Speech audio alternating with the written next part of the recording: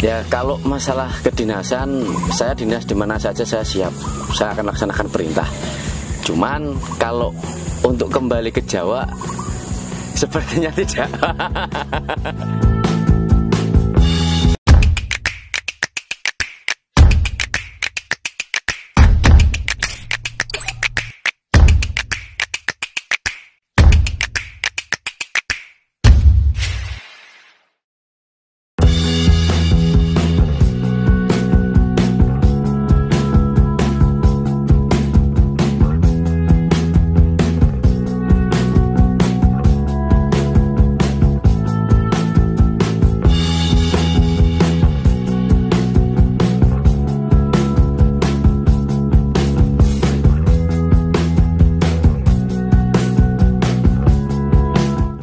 Kopral 2 Dwi Harsono merupakan salah satu prajurit Yonkav 13 Satya Lembuswana yang telah berdinas lama di Satuan Batalion Kavaleri tercinta ini.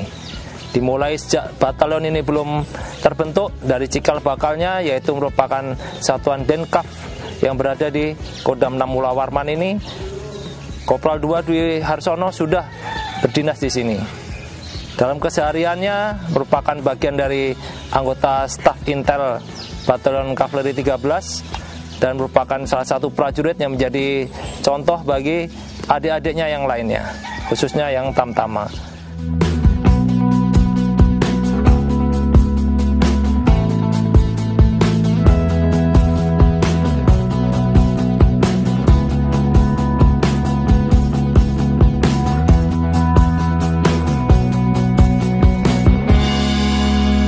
Pak Dwi, ini kan ya untuk mengisi inovasi sebagai prajurit di luar kedinasan. Siap. Ya kan. Siap. Sebelumnya itu sebelum jadi tentara kan, flashback dulu lah kita. Ya kan. Siap.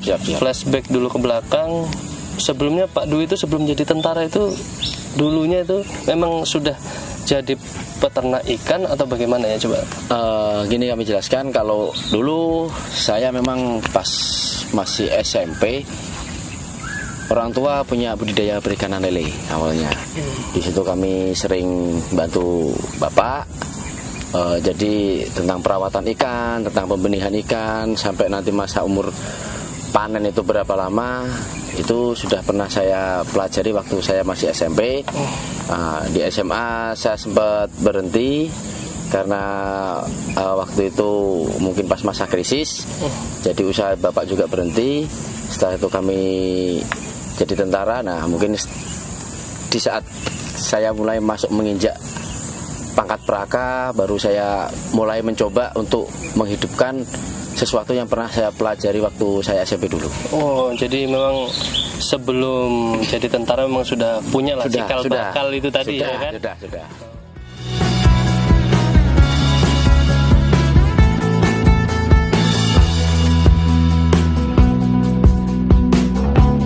Untuk modal membuat pembibitan kolam ikan ini ya, itu dapat dari hasil yang dulu ataukah ada modal yang lain? Kalau modal itu sebenarnya awalnya saya sendiri relatif iseng sih, relatif iseng. Dengan modal saat itu saya dikasih oleh rekan itu keramba bekas yang memang sudah agak berlubang, saya perbaiki. Nah, kemudian saya coba masukkan bibit. Di situ mulai ada hasil. Berkembang sampai mungkin sekitar hampir 2 tahun. Yang awalnya saya punya 1 keramba, saat itu sudah berkembang menjadi sekitar 25 dalam 2 tahun. Jadi hasil itu tadi, hasil penjualan sebagian saya kembalikan untuk beli pakan, untuk beli bibit, sebagian saya belikan lagi untuk memperbarui atau menambah keramba. Nambah keramba untuk penampungan perikanan. Untuk menambah lagi ya pemasukan lah. Siap. Kan? Kecil mau besar itu Pak, sebenarnya yang penting bagaimana cara kita untuk mensyukuri saja sih. Betul itu Pak Dwi. Semakin tinggi kita di atas, berarti kita semakin juga bersujud ke bawah kan, gitu ya kan? Itu wajib, itu harus. Itu. Selain ada hasil ya kan Pak Dwi, kan ada kendala-kendala pada saat kita memelihara ikan ini, pembibitan ini. Itu apa aja sih kendala yang ada nih? Kalau kendala itu sebenarnya sangat cukup banyak menurut saya di perikanan. Yang pertama, kalau seperti kolam saya ini yang notabene-nya kita berada di rawa yang kita gunakan, kita manfaatkan. Faktor terbesar itu adalah curah hujan yang tinggi. Itu bisa menyebabkan meluapnya air. Karena juga saya pernah dapat cobaan, kolam saya sendiri pernah tenggelam. Jadi estimasi bibit yang hilang dengan ikan konsumsi itu mungkin sekitar 400.000 ekor habis dalam waktu 1 malam. 1 malam ya? 1 malam. Ya, kalau kerugian mungkin tidak, menurut saya cukup sangat banyak. Karena mungkin sekitar hampir 60 jutaan habis.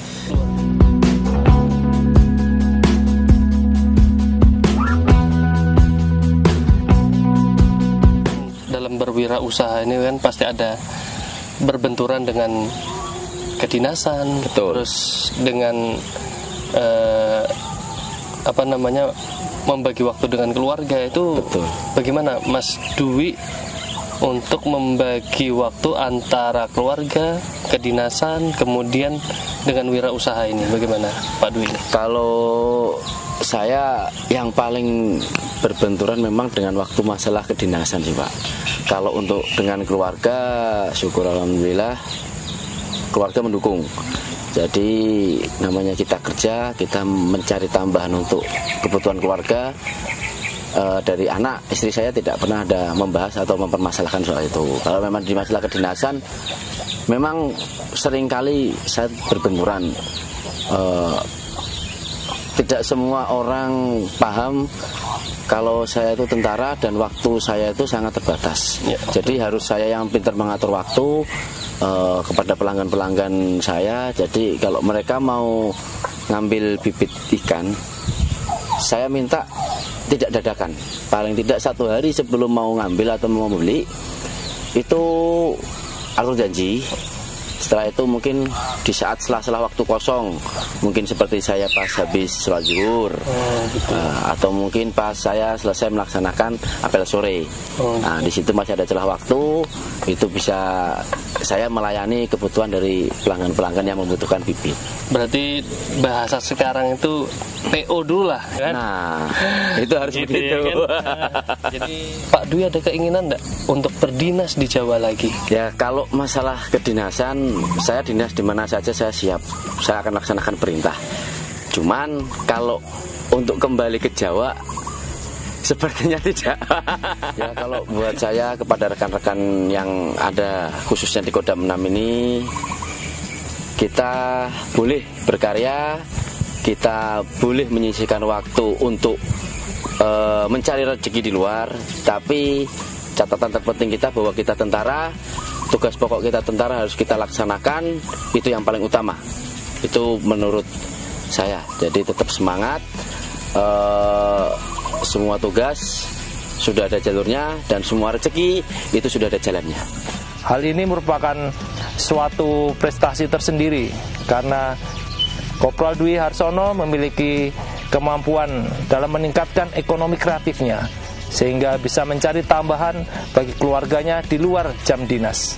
Saya selaku Pasintal Yonkav 13 sendiri pun merasa bangga dengan adanya keberadaan Kopral Dwi Harsono di Satuan Yonkav 13. Kami sangat terbantu khususnya dikarenakan Kopral Dwi Harsono menjabat sebagai tamtama pembantu khususnya di bidang teritorial, memiliki hubungan yang baik dengan masyarakat, komunikasi yang baik dengan masyarakat, sehingga memudahkan kami antara satuan dengan masyarakat untuk berbaur di wilayah Karya Merdeka itu sendiri.